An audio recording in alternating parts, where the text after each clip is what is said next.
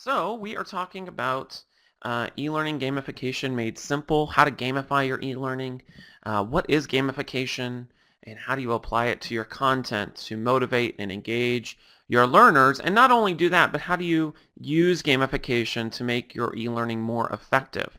I think gamification can be used for a lot more than just making things fun or engaging or to jazz things up. I think gamification can actually be used to help support performance-based learning. And we'll be talking about how you do that as I go through. So one of the things about e-learning is that we really love our buzzwords.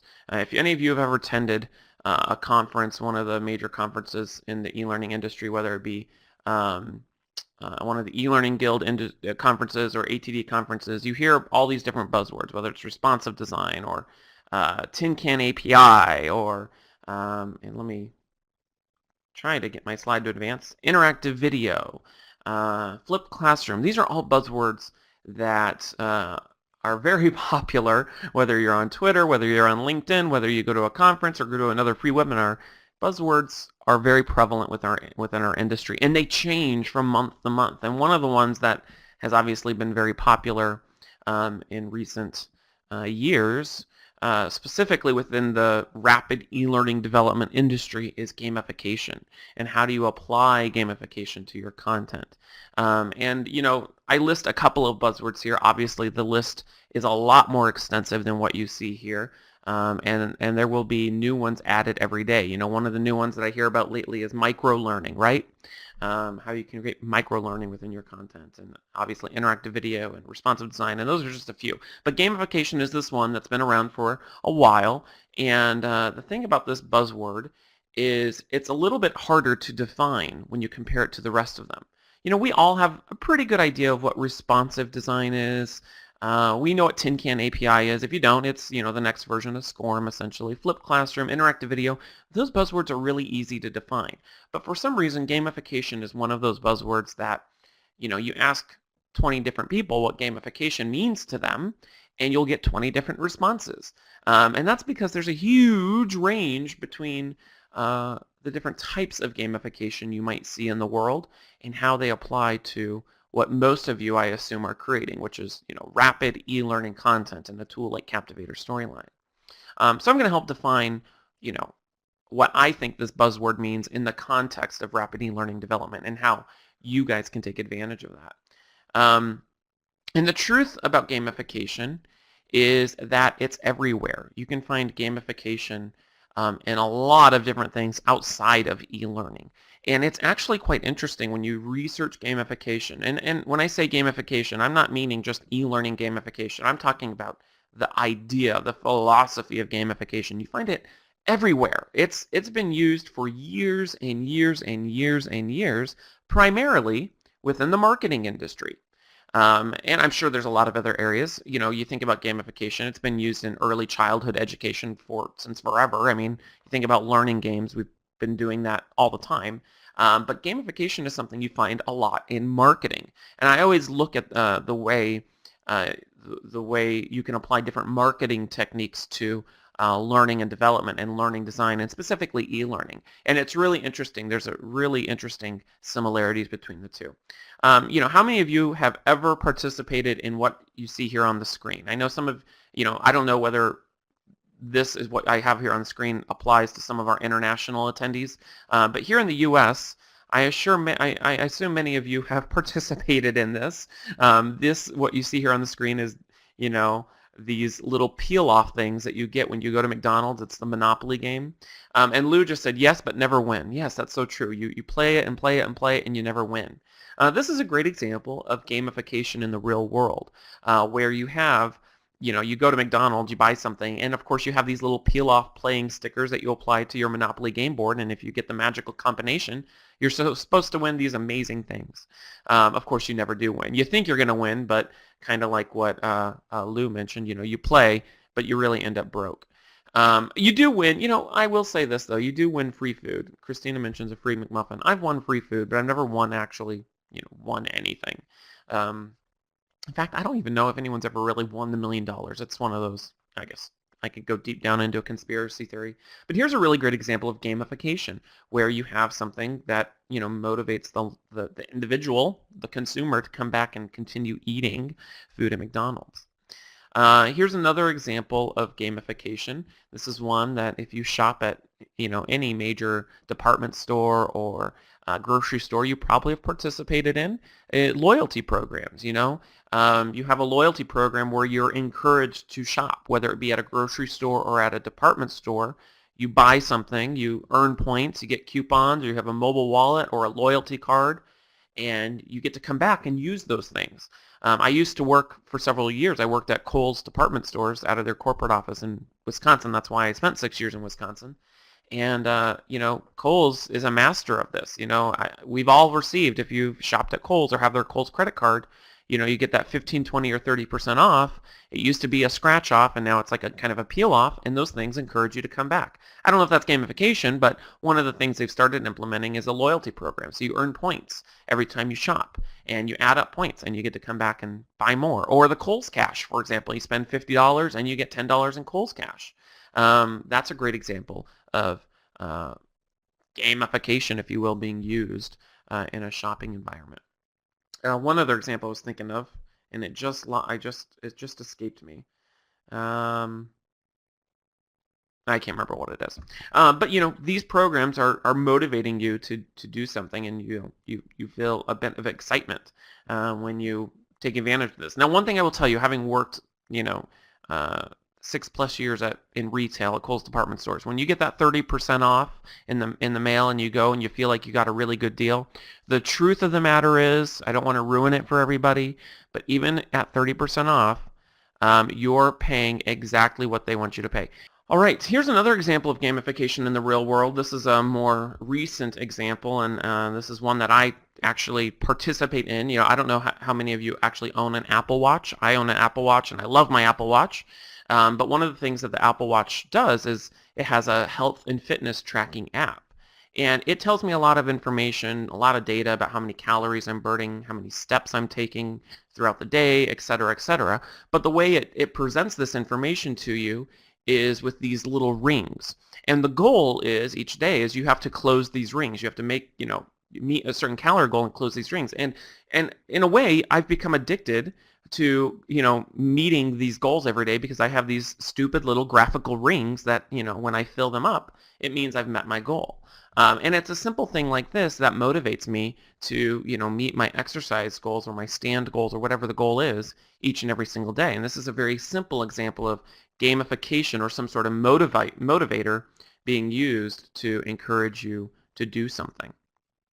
Now, one of the cool things about this is I can look at a history of all of my the different rings on a day-to-day basis, kind of in this calendar format, and it continues to build that motivation on a weekly basis and a monthly basis. And eventually, what happens is as you meet certain goals, you end up earning different badges to indicate that you've made your best move goal for the day or for the month, or something like that. And Anne-Marie says Fitbit does the same thing. A lot of fitness trackers do this. And what's cool about this is these little badges, don't really mean anything. They're not worth anything. There's no actual tangible value to them, but they mean something to me personally. It's an intrinsic motivator where I earn this, I feel good about it, and I have a little badge. This is a great example of gamification being used to motivate somebody to do something. And in this case, it's to live healthier and be healthier. This is another one, and this one I find to be so very cool. I don't know how many of you watched yesterday's keynote by Apple. Apple does their yearly Worldwide Developers Conference, or WWDC, and I was watching it yesterday, and one of the examples they showed that Apple is launching is this app, and it's really a learning app, but it's presented in the form of these simple little games, and it's designed to help children, and not really children, people of any age, learn how to code. And one of their platforms, coding platforms, is called Swift, and they're trying to teach people how to code with this, and it's a very popular trend to teach children and people of all ages to learn how to code, because it's kind of the way the future's going. And they designed this app called Swift Playgrounds, and it's going to be a free app that you can download, and it teaches you how to code by creating these simple little games. Swift Playgrounds, that's right, Christina. And it's not out yet. It's not going to be out until later in the year. They just announced it. They're still working on it. But it's a simple little way of gamifying the education process of learning how to code. And I think that's so cool, being able to teach people how to code with these simple games. And there's obviously there's a lot of other apps that are out there that do that. But again, an example of gamification in learning. So the big question after showing you all these examples is, what do these things have in common? When you look at all these examples, what does all of these examples have in common? And the truth is, the common denominator is motivation. How do you motivate somebody, whether it's in a learning context or a marketing context? How do you motivate somebody to continue doing something? How do you make somebody excited to continue making them want to continue learning or continue coming back and shopping or buying? And gamification, really, when you think about it, it's about motivation. How do you motivate people? And there's a lot of different ways these gamification examples motivate people. Some of them are just as simple as creating a feeling. You know, that example with the fitness tracking where you earn these badges. Yeah, it's really those badges also, although they look cool and I can compare them, what badges my friends have earned, they don't really mean anything. They more so create a feeling of accomplishment. And so sometimes motivation is just about creating a feeling.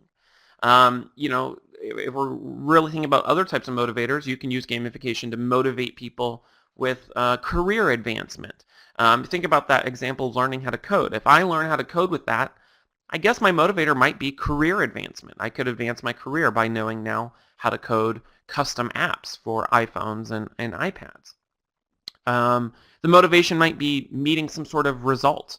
If somebody learns how to sell widgets better, right, they might earn a promotion, or they might earn their commission for the month because they've been motivated to do it, and gamification can be used to do that. I would also say, the gamification example with the watch is an example of being motivated by results. If I am encouraged to be healthier, the result might be I lose weight.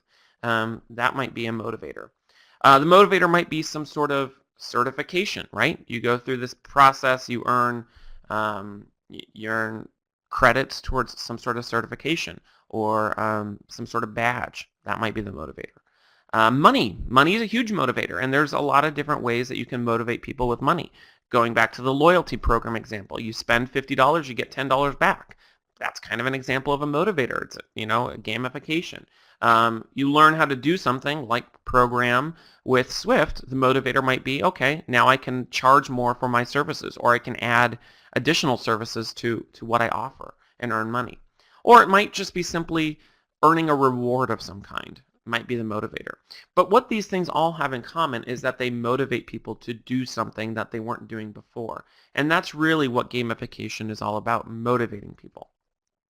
So, question, what is gamification? I just talked about how gamification is used to motivate people, but I really want to provide a definition of what gamification is and how it applies to rapid e-learning development.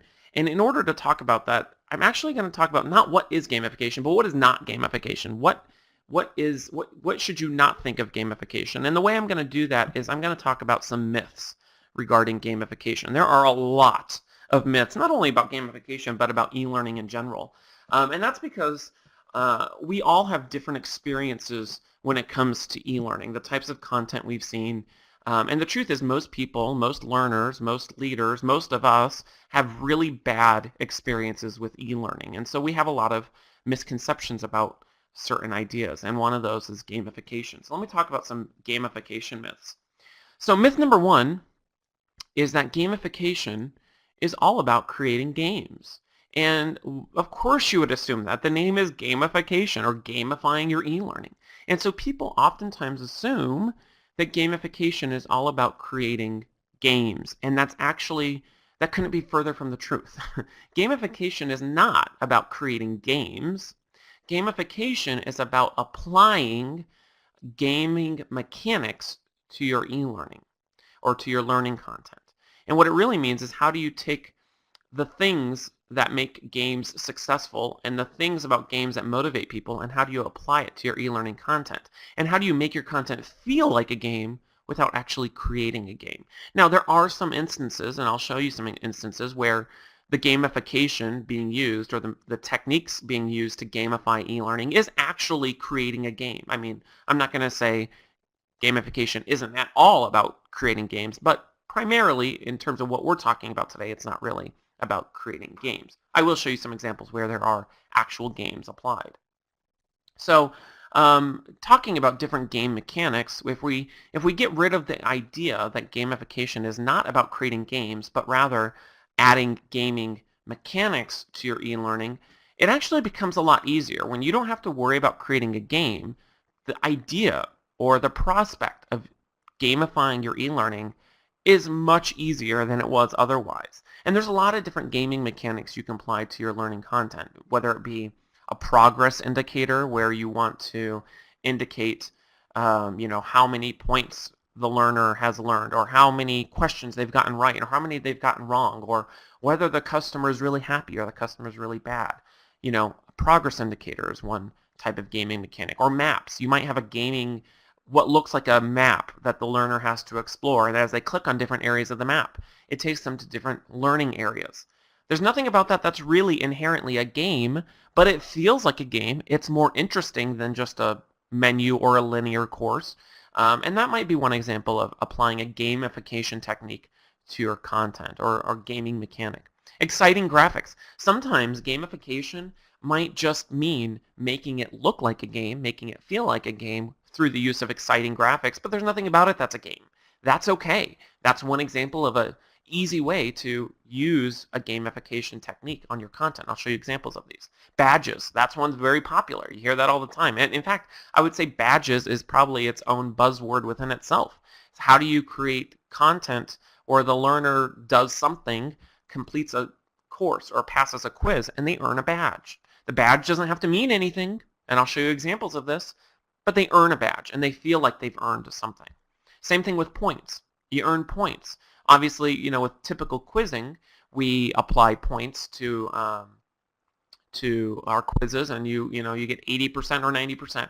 But there's different ways you can apply points. You can do stars or the badges. And again, it's creating the feeling that the learner has earned something. It doesn't have to mean anything. It just has to feel like something. Timers. You can apply timers to your content or your quizzes to make it feel like a game. Personalization. And I feel like personalization, in fact, I have a whole separate webinar in e-learning personalization, but personalization I consider to be a gamification technique or a game mechanic, where the learner can personalize the e-learning either by entering their name or selecting an avatar, and it has that represented throughout the course. And I'll show you examples of that as well. That's a gaming technique. Or even actual games, like I said earlier. You might actually create a game, and that's a gamification technique within itself, or a mechanic that's used to motivate. But the thing about all of these different mechanics is you can use them as much or as little as you want, but they can be used to help motivate your learners, to make your content more engaging, more interactive. You don't have to use all of them. You don't have to create a really intricate game. You can just take a few of these and apply them to your content to gamify your course, and we'll show you some examples of that. So myth number 2. Gamification requires a tangible reward. This is another thing that if you get rid of the idea in your head, or the concept in your head that you have to provide a tangible reward, things become much easier for you. Gamification does not require you to provide your learners with a tangible reward. And what I mean by that is you don't need to give them a printed certificate. You don't need to give them an actual physical badge or a sticker or money. Gamification doesn't require a tangible reward. It requires something that makes the learner feel like they've been rewarded, even if it's not real. Go back to my example with the fitness tracking. I earn those badges. They don't really mean anything. I mean, they obviously mean I've met some sort of accomplishment, but they aren't tangible. I can't do anything with them. I can't exchange them for money. They can't do anything for me in the real world. It just means something to me, and we'll talk about that when we talk about intrinsic and extrinsic motivators. It doesn't really mean anything. It's not tangible, but it feels like something to me. Oh, and actually we're going to talk about extrinsic and intrinsic motivators now. So what I mean by that when I say things don't have to have a tangible reward is what is it and how are you motivating your learner? And there's 2 different types of motivators that you can apply or that you can use when it comes to gamification, and that's extrinsic versus intrinsic motivators. And extrinsic motivators are the motivators where you motivate somebody with something that's tangible, something like a promotion, something like money, a financial incentive. Intrinsic motivators, on the other hand, are motivators that are more internal. I feel accomplished. I feel like I've earned something. I feel like I've grown my skill set. Those are intrinsic motivators. And you can use either one of these in gamification. I'll give you an example of both. One of the things that I used to work, many people don't know this, but prior to me getting into learning and development, I worked in retail loss prevention catching shoplifters, which is like one step above being a mall cop, I'll admit it. But one of the things that one of our competitors did, this was, I believe Home Depot did this several years back, is they were trying to motivate their store associates to call loss prevention when they saw suspicious behavior within the store. And so one of the things they did to motivate people is the loss prevention department actually purchased a vehicle, like a brand new car.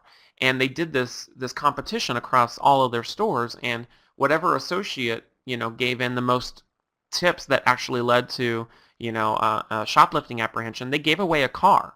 And that investment, although that's totally impractical for probably most or all of us here on this call today, when they looked at the cost of investing in all of the awareness materials and everything, they realized it would actually have been cheaper to buy a car than to invest in all these other materials. But that's one example of an extrinsic motivator. Another loss prevention example where we applied gamification is we created a game board. We would do these loss prevention awareness weeks where we had this game board, and the store associates had to do certain things within different departments, and if they filled out their game board, they got like a $20 bonus on their check.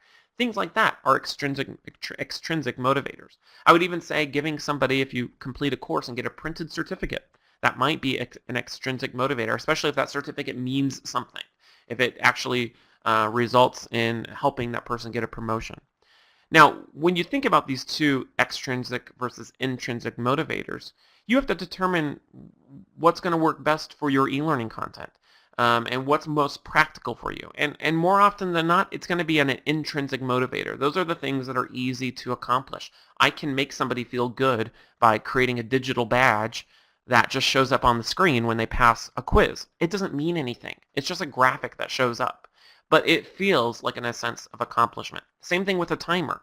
If the learner gets a certain amount of points by answering a question in under 10 seconds versus it's different amount of points by answering it in under 20 seconds, something like that is an intrinsic motivator. It makes the learner feel good and accomplished. Intrinsic motivators are really easy to accomplish, and I'll show you a lot of examples of these. Myth number three, gamification is very complicated. This is another myth. I mentioned earlier that the spectrum or the range of how you implement gamification, it can be as simple or as complicated as you want it to be. And it's so easy because we assume we have to create learning games, right? We assume that it's going to be really, really complicated. And like I said, it could be simple or intricate.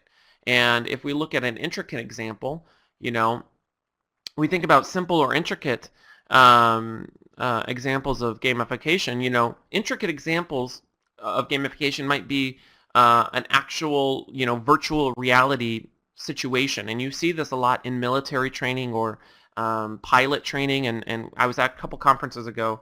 A colleague of mine works for the federal government, and they have a whole virtual reality platform to help people learn, to teach soldiers how to aim accurately. And what they have created and what they can do is if they're practicing going to a certain areas, say, for example, when we caught bin Laden, you can create this whole digital environment of that building or of this area, and you can have a virtual reality training of that. Obviously, that's a very intricate example of gamification. And not only is it intricate because it takes a lot of technology, but it's intricate because it's a very expensive way to implement gamification. Now, what we're talking about today is more simple forms of gamification. They don't require a big investment. They're easy for us to accomplish with the tools we already know how to use, and we don't have to create virtual reality simulations. It might be just showing a badge on the screen or adding a timer to your course. But the range of gamification can be simple or as intricate as you want it to be, depending on your time, your budget, your expertise, etc., etc., etc. But what we're talking about today is more simple, practical forms of gamification. I don't want to show you examples that you can't take back to your job and use them today. So, gamification myth number 4. Gamification is simply adding a game template. This is another example, another area where people feel like if they go download a Jeopardy game template, they're gamifying their course. And I will say, yes, sometimes that might be gamification, but I don't think it's really adding gamification or gaming mechanics to your learning. For example, you can go download a Jeopardy template or a Family Feud template and replace your normal quiz with this template. Yes, it's a game. Yes, it has some motivators, but it's really not what I consider gamifying your entire course. You're just gamifying one piece, and there's nothing wrong with this. I will say there's nothing wrong with this. My issue with these examples is that if you have a really nice branded course and all of a sudden you interrupt the learner with a Jeopardy game, I feel like it's a diversion from the rest of the course. I feel like there's better ways you can integrate these techniques throughout your entire course versus just gamifying a quiz or something example like that. But this is one example of gamification. I don't think it encompasses what gamification can be holistically when you think about e-learning gamification. And then number 5, this is my biggest pet peeve and my biggest myth, and this is one that many of you will run into, is gamification is not appropriate for adult learners. And I hear this one all the time. And typically, you hear this objection or this myth come from people higher up than you, your executives, your VPs, your stakeholders, your subject matter experts. And I happen to disagree with that. I think gamification is very popular with adult learners, with adults in general. This example that I'm showing you here is not an example of gamification used from our learning, but adults love their games. I mean, we all have smartphones, we all download games on them, and we love playing them. And you see older generations downloading games and playing games on Facebook, or in nursing homes they have Nintendo Wiis to play these games, and they love them. Adults love games, and so I think gamification is a perfect way to motivate and encourage adult learners. But some of the motivations you hear, or not motivations, some of the objections you hear about gamification is our people don't have time for games, and you hear this typically from higher level executives, or you hear this from subject matter experts or stakeholders who think it's just not appropriate for games. It's not serious, or this content's too serious to be turned into a game. And I always laugh at this because you tell me your people don't have time for games, but we always seem to make time for boring e-learning courses. I find that kind of interesting. Another one is that that game sounds childish, or it doesn't sound very mature. And this is always something you're going to run into, is when you propose the idea of adding gamification to your learning, you're going to run into these objections from your higher level executives. And one of the things that I've learned over time is that gamification is a really hard thing to sell on paper. When you describe a game or gamification mechanic on a storyboard, it's very, very easy for your subject matter experts or your stakeholders to look at that and go, that's kind of childish, or that sounds cheesy, and they cross it out. Versus, taking that and creating a prototype of it and showing it to them. One of the things I've learned in my time in e-learning, I'm actually doing a separate webinar on the 10 things I learned my first year in e-learning, and one of the things that I've learned is most subject matter experts, most clients, most of your customers don't know what they want until you show it to them. And so one of the things I would encourage you to do is that if you're thinking about adding gamification techniques, rather than presenting it to them in a storyboard where they're left to their own misconceptions about what gamification is, show them. Create a quick prototype and show them how cool gamification can be, or how it can actually be used to make the content more interesting. So one of the myths is it's not appropriate for adult learners, and I disagree with that. So when do you use gamification? When is gamification good for your content? The truth is, not all content is really appropriate for gamification. There are some areas where gamification is not appropriate. And there's a lot of things you need to take into consideration when you're thinking about adding gamification to your e-learning. One of them might be your audience. although I do think gamification is good for adult learners, your audience may not uh, respond well to gamification. It might be because the content is of a certain nature, or I will say it, even though I'm kind of contradicting myself. There might be a generational divide with gamification. Or, there are different things you have to take into consideration when determining whether it's appropriate. The other one might be your time. Do you have time to implement gamification? Now, I do think with a lot of the different examples I'm going to show you is that most of what I'm going to show you is a low investment of time. It's an easy thing you can add, but there might be times where you're rushed to get something done sooner than you'd like to, and you just don't have time to add gamification elements, and that's okay. It's something you have to take into account when you're considering using gamification. Perhaps the most important one, though, is your content. Is your content going to work well for gamification? Is it worth that extra investment? And what I mean by that is there are topics that I don't think are really appropriate for gamification. Let's say you're doing sexual harassment in the workplace. You might be able to add some gamification mechanics, but you want to be careful how much you make that look and feel like a game, given the nature of that content. Or something that has, really high legal liability, or something where you don't have any room for adding any sense of novelty to the course. You really need to consider your content and whether or not it's appropriate. And then the next one is results. And this one I think is important as well, is what kind of results are you trying to get from your training? One of the things that I think is most appropriate for gamification is performance-based learning. And one of the things that I've learned is that if you design your content to be performance-based, you can reach your results much better. And so I think it starts back at the beginning, is when you're designing content. If you design content to be performance-based, meaning you're encouraging the learner to change their behavior, you can measure your results. So if you're trying to reach a certain result, gamification might be the use for that, and I'll show you an example of that. And this really comes down to knowledge versus behavior. I think gamification is very appropriate and easily applied to e-learning content when you're trying to focus on behavior change versus knowledge retention. And it's been my philosophy when it comes to all things e-learning, is that e-learning works really well and is most effective when you're focusing on performance and behavior versus just knowledge retention. And one of the things, I'll just diverge here real quickly, one of the things I would encourage you to take a look at if you've never done this before, there's this process called action mapping, and it's by an individual named Kathy Moore. You can see this at blog.kathy-moore.com. And action mapping is all about how you create performance-based learning. And when you create performance-based e-learning, adding gamification mechanics to it makes it much easier. And I'll give you a quick summary of what action mapping is for those of you who've never seen it.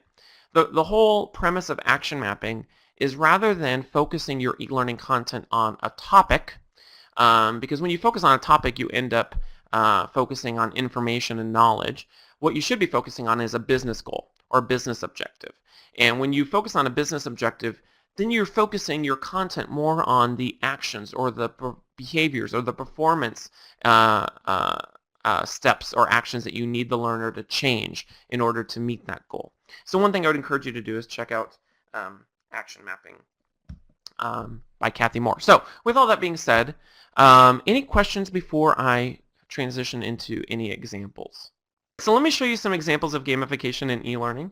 I'm going to exit out of my presentation here. I have a lot of different examples that I'm going to show you, and these examples range from some really, I guess, not more intricate examples of gamification or gamification mechanics. Some of them I'm going to show you don't actually have a gamification mechanic applied, but I'll talk about how you could apply a gamification mechanic. So there's a very broad range of different gamification examples here. So here's one example. This is an example I created, and you can actually download this. When I send out the link to the recording, I'll include a link where you can download this. But this is an example of a scenario-based a course that I created that incorporates some gamification techniques. And the premise of this course is, how can you take content on dealing with angry customers or in a call center environment and apply gamification techniques to it. So in this example, obviously we have some exciting graphics here, but the first gamification mechanic we have here is some personalization. So what the learner can do here is they can start by entering their name. They can also select an avatar, so I can choose who do I want to represent me throughout this course. Now I will tell you this is just a demo, so in real life I would provide a lot more avatars with a broader range of diversity. This is just a demo here, but I'll choose this guy here. I can also choose a scenario. So this is another example. And Christina, great question. This one was built-in storyline, correct. This one, the user can choose a scenario. We get this little dashboard here. It says, this is your character, this is your name. Here's what you're going to do. You're going to be dealing with an angry customer, and click to begin. Now, you can see here it says, hey, thanks for calling ComPay. My name is Tim. How can I help you today? Our customer animates in, and she says, hi, Tim. I just got my bill. There's a $50 service fee. The rep said I wouldn't have to pay. What do I do? So in this example, we not only is this a branching e-learning course, it's scenario-based learning, but we applied a simple gamification technique of the character and my name, and you'll also see that we have some visual indicators of our performance depending on how we answer. So if I answer a question, or if I answer or respond to the customer in a negative way, her responses and her demeanor are going to reflect that I made her angry. And it's so frequent with scenario-based learning that we always force the learner down the wrong or the correct path, and we really don't let them go down the wrong path. And one of the things that's unique about this example is that it allows the learner to mess up, and I think that's important not only with gamification but scenario-based learning in general, is that the learner has the opportunity to mess up. So whenever I show this, I always like to make the customer angry. So we'll say, you probably misunderstood the guy, there's not much I can do, who'd you talk to? So we'll pick that. And you see we get some visual indicators. Her expression hasn't changed, but she's turned orange. She's getting more irritated. So of course we get some feedback. Her response becomes a little bit snippier. And we can continue on. So she goes, how am I supposed to remember who I talked to?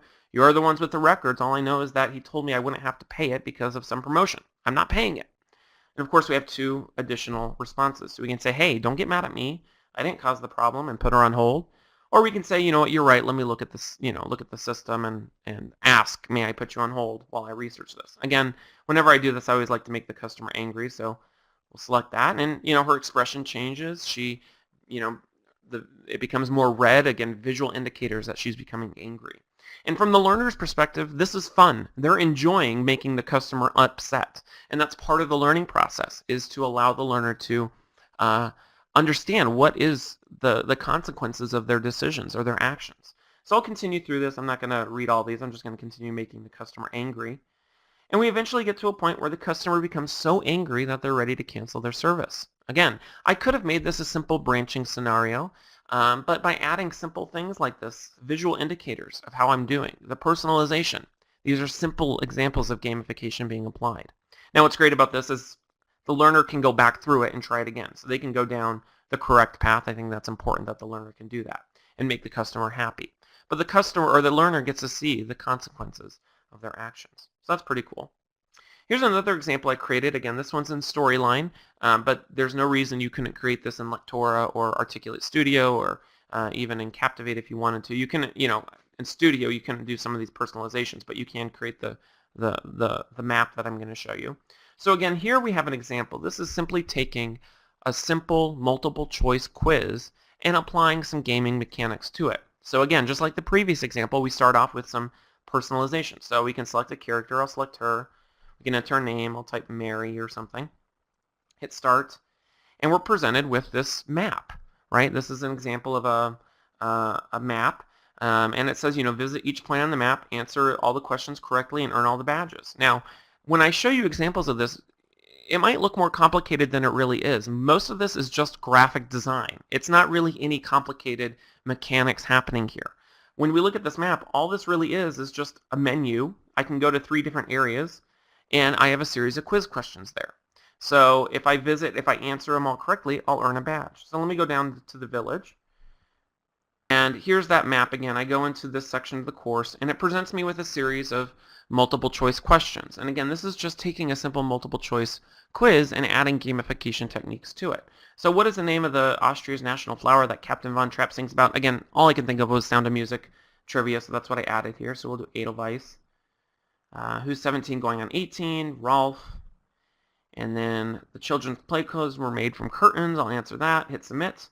And if I get all of them correct, I earn a badge. Did I really earn a badge? Well, I don't know. It's really just a graphic. You know what I mean? The learner doesn't earn anything. It's just a graphic changing from hidden to visible to let the learner feel like they earned a badge. This is a great example where this doesn't really mean anything. It's not tangible, but it does motivate the learner to want to earn all 3 badges to complete the quiz. And of course, with the map, the personalization, you have a lot of different gamification techniques being used here to take a multiple choice type quiz and making it feel more like a game. Here's an example. This one is an example of gamification that could be used for learning for children. So here's a simple spelling game where the learner has to spell what they see here on the screen. So I can drag this here and spell dog. I have a timer. That's a gaming mechanic. Again, drag and drop. Exciting graphics. I get it right. Okay, cool. And I continue on to the next one. And then with this example, it becomes progressively more complicated. And of course, it's not proceeding because for whatever reason, my internet connection is not being friendly. Let me go to examples that are locally on my computer. Here's another example of a drag and drop. This one doesn't really have a gaming mechanic. I could go back and forth whether or not this is gamification, but in this example, you have some exciting graphics. This one again is kind of learning for children, where I'm showing how the different planets are arranged. And this is an example of simply just taking exciting graphics and being a little bit more creative with the content. So I can drag here to drag the different planets to where they live within the universe. And we'll get through this one.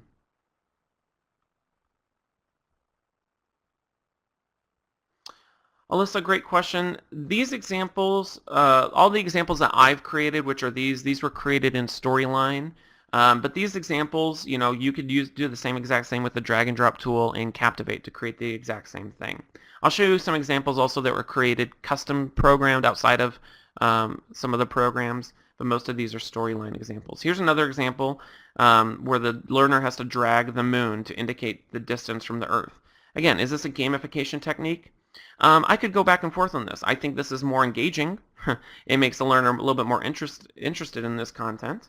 But I could add a timer, I could add badges, I could add points to this to make it more gamified. Here's another example. This one is on planning healthy meals. So the learner has to drag their meal choices here to plan a healthy meal. And the content we get back is a little bit more interesting than, you got it right or you got it wrong. So here I can, let me do an unhealthy meal. I'll drag the hamburger, the donut, and the sandwich here. Click submit. And of course I get some feedback, it adds up my calories and says I need to consider adding less items to my meal. So if I do like a healthy meal, okay, that's a good, good number of calories, so that's a healthy meal. So that's one example of making things more interesting. Last example that I'll show you, this is not one I created, but this is a really cool example of gamification being used. There's this website called playspent.org. And Christina, I'm actually working on a series of how-to videos on that. So in the couple weeks, those will be posted on how I created that example. And you can actually download this example. I'll include a link when I send out the recording. You can download this from our website as well. But this is an example of an online game, and it's all about what it means to live on a minimum wage budget on day-to-day. And so let's get through here. So we have some information here, and in this example, you're challenged to find a job and live on a minimum wage budget. So here's your balance. You have all sorts of different jobs you can choose from here. So we'll choose this as an office temp. You have a monthly budget. You work 40 hours a week. Here's your weekly pay. And here's all the different days you have to live a whole month on a minimum wage. And it presents you, as you go through this, it presents you with all of these things that you can do and all these different different scenarios that you have to deal with. So it talks about the Affordable Care Act. You have to choose insurance.